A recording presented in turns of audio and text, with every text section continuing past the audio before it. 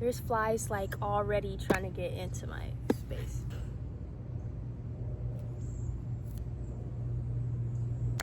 Hi guys, welcome back to my channel. My name is Khalees, and today I'm going to be sharing with you all of the new things I learned about manifesting that I didn't know before. All of the information I'll be sharing with you today came from this book. I bought it in New York when I went there in a bookshop, and it was just sitting right on the shelf, sparkling this beautiful orange color, and I knew I couldn't walk past it. This book has taught me so much about manifesting. Even though I thought I knew the gist of it, this book revealed so many more things for me. This book was written by Roxie Nafouzi, and she calls it Manifest: The 7 Steps to Living Your Best Life. Her 7 steps include 1. Be clear in your vision. 2. Remove fear and doubt / cultivate and practice self-love. 3. Align your behavior. 4. Overcome tests from the universe. 5. Embrace gratitude without caveat. 6. Turn envy into inspiration. And then step 7 is trust in the universe, or your God, whoever you consider to give you your manifestation. Now, out of all of these 7 steps, there have been 3 that have really stuck with me and that have really transformed my manifestation journey. The first one being clear in my vision, which is actually step 1 in her 7-step guide. Being clear in a vision was kind of hard for me because I kind of don't know exactly what I want. And it's kind of humbling to say that, but also very self-realizing. Sometimes we don't know exactly what we want. We don't know exactly the vision we want to step into. We just know that the life we're living right now isn't exactly what we want it to be. That was definitely my case, and what I learned after reading her book is that it's not even so much as to being super specific in a vision to the point where you know exactly where you want to be in the next 5 years. It's not necessarily that simple. It's more so about the feeling you have in yourself, what you think you deserve. It's all about your self-esteem and what you attract already. Because what I've realized is we are all master manifestors, because everything we have right now in front of us is things that have been manifested, feelings that have come out. It's all around us. Our life is our manifestation. What we have is what we feel we deserve already. So with that being said, if our life is already what we've been manifesting, it's not even a vision that we want, because we all have our dreams, things that we desire, and we see a celebrity living the life we want, and we say to ourselves, oh, I wish that was me, or whatever that dream may be for you.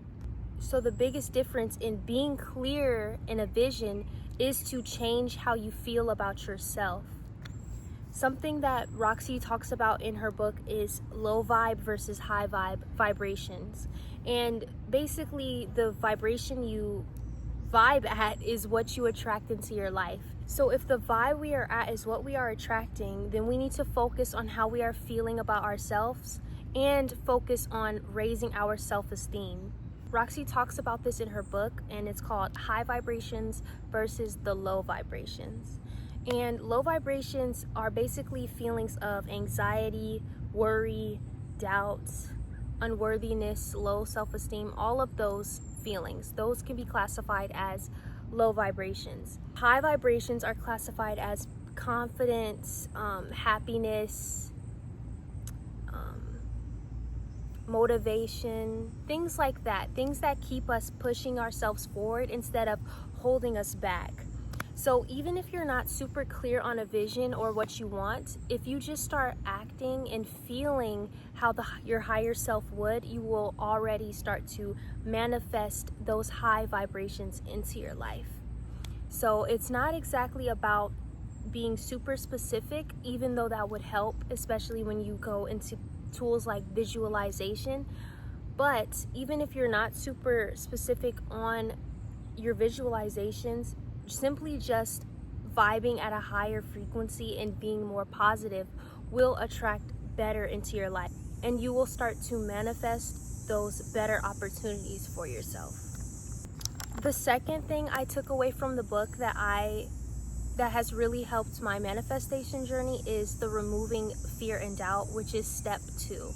This has been a challenge for me and as well as many others when it comes to manifesting, especially if you're new, because it's like, okay, just say affirmations or think positive, and it's like, well, that's like basic pop psychology, so how is this changing my life? Well, it's true, it does work, and being negative about thinking positive is one of the reasons why you don't elevate, because you're already dismissing something that will better you.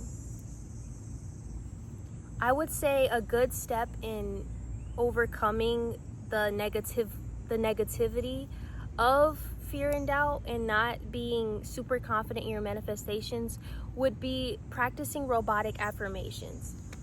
The reason why I like robotic affirmations is because your brain doesn't know whether it's real or not. So if you just constantly speak positively over yourself, even if your feelings don't catch up to it, your brain will repeatedly think positive, if that makes sense. It was a point in time where I would think negatively and I just wouldn't be confident in my manifesting or just my affirmations when I would say them to myself. I just felt like it was stupid and I felt like I was embarrassed, and I was really just operating at low vibrations when it came to how I thought. However, after doing robotic affirmations for such a long time, I started to feel like when I would have a negative thought come into my mind, I would automatically reroute the negative thought into something more positive, just automatically, even though I didn't consider myself a positive person. Because I had conditioned myself to doing the robotic affirmations so much, it started to just become second nature to me, and it kind of freaked me out in a good way, because I had been so pessimistic in my thinking. I had done like intrusive thoughts, gone through things like intrusive thoughts, and just always having a negative thought come to the front after anything positive would happen. So whenever I would reroute the thought just automatically, because I had conditioned myself so much, it just made me so much more confident in myself, and it just made me feel like, wow, maybe I actually can do this. After thinking so negatively, if I can just start thinking positively out of nowhere just by lying to myself over and over again and always speaking positive to myself, then I can actually overcome this. Like, I started to just move in a positive way without second guessing it, even though before negativity was my first nature to do. The next thing that really changed my manifesting journey happens to also be step 3, which is align your behavior. Roxy, she defines it as being proactive in her book. So being proactive is putting action behind your goals. Instead of just focusing on the affirmations and the positive thinking and rerouting those negative thoughts, which is beautiful, be more proactive. An example of this for myself can be compared to my YouTube channel. I want to grow my YouTube channel and be successful on here, and that's what I want to do. However, I can't just write down affirmations like, oh, I have 10,000 subscribers, I make money in my sleep, or I am constantly growing at a fast rate. Like, there are no limits on my channel. I could write all of those affirmations and be positively conditioning myself, and that could be a good thing. However, if I don't put in the work behind my channel, then my manifestations will come in at an extremely slow rate. It really pushes our manifestations to the front. Being proactive is something that I truly love, and I like to think of it as putting the energy with the feeling. If you want to be a celebrity, do celebrity things. And what I mean by do celebrity things is, the thing about a celebrity is that they kind of have this effortlessness about them. They're just authentically themselves. They're not second guessing themselves for every decision. At least they don't make it known to us, the viewers. But to us, they're not second guessing themselves. They're not worried too much about how they come across. They're just operating at this authentic vibration to the point where they just naturally attract people to them. So instead of constantly criticizing yourself and over analyzing yourself, Think of yourself as perfect already. And then on top of thinking that and conditioning yourself to think that you're already a celebrity and you're already perfect, start acting like it. Maybe post like a cute little OOTD, outfit of the day. It could be the most simple outfit ever, but what would a celebrity do? They would effortlessly do that for themselves, and everybody would rave in the comments like, oh my gosh, like you look so good. Or even though it's just like a pair of jeans and a white t-shirt, it's not the outfit that is doing it, it's just the aura from the celebrity and just getting them all of this attention and attraction to their posts. So I would say think of it more so like that, and don't be too concerned on not being good enough or just like things not being relevant. There is an audience for everyone, and it would be unfair to yourself if you took away. Wow, that is an extremely huge bug.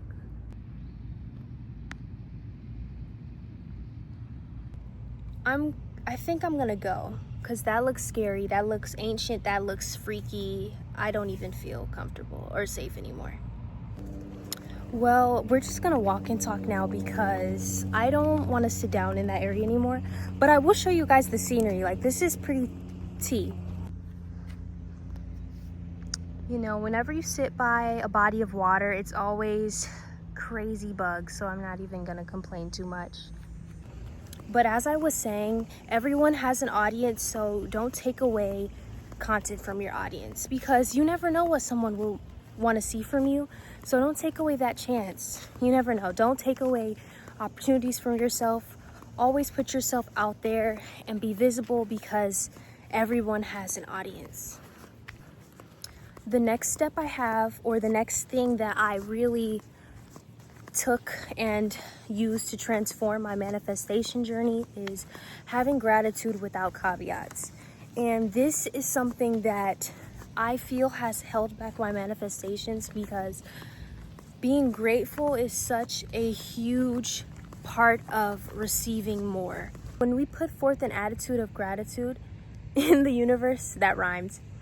But when you put forth that attitude of gratefulness, and you really show that you're appreciative for what you already have, you're telling the universe, I am ready to accept more. This is something that I really had to come to terms with, and that I'm still practicing now. And when I was reading the book, I'm like, yep, this is definitely why some of my manifestations have not come forth yet, because being grateful for what you have is something that can be very hard, especially if you don't have the life that you want right now. When you're manifesting, or when you're trying to work to get yourself somewhere better, all you can think about is how much you don't want to be where you are. So this is why it is so challenging, and so many people struggle with it, because no one wants to be where they are. They want to grow, and they want to get out of that place. Because when you're ungrateful, that comes from insecurity. And being insecure is telling yourself that you are not deserving of your desires before you had them. You're coming from a place of lack.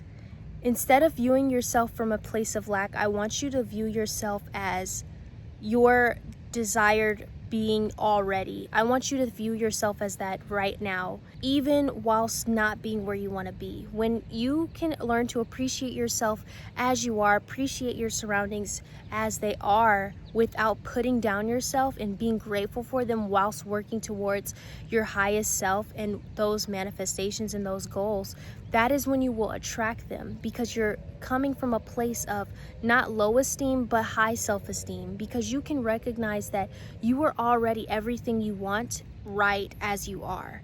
You are already that person, and your reality and materialistic things are not what's going to change that. So I want everyone to be proud of who they are, how far they've come, and the life that they have been dealt, so that we can begin to transform into the life we were always meant to have. It's you. You are already this amazing person. You are already your highest self, and you are already attracting so much abundance. Your reality and the circumstances that you were born into does not define you. It's who you are and your essence that does. And it's your high self-esteem that will eventually attract these abundantful manifestations that you desire. All in all, I just want everyone to know that manifesting is simple. It's very simple in its textbook methods. You just need to transform your mind positively and be appreciative to everything you have right now so that you can expand your abundance to other parts of your life. You do not have to be ashamed of where you came from and where you are right now. It's about the journey of making the most out of what you were given. Life is all about the present. We're always letting the past hold us back and make us feel shame for who we are. And we're always too focused on the future, stressing on becoming that future person, when really it's all about resting in who you are right now and knowing that you are already that person you aspire to be. And resting in your current being, your present self, will guarantee your manifestations with so much more ease and peace rather than stress and worry, doubt, and low vibrations. So I want everyone to understand that rest, gratitude is key, staying present is key, and always working towards your goals and being proactive is what will give you your manifestations.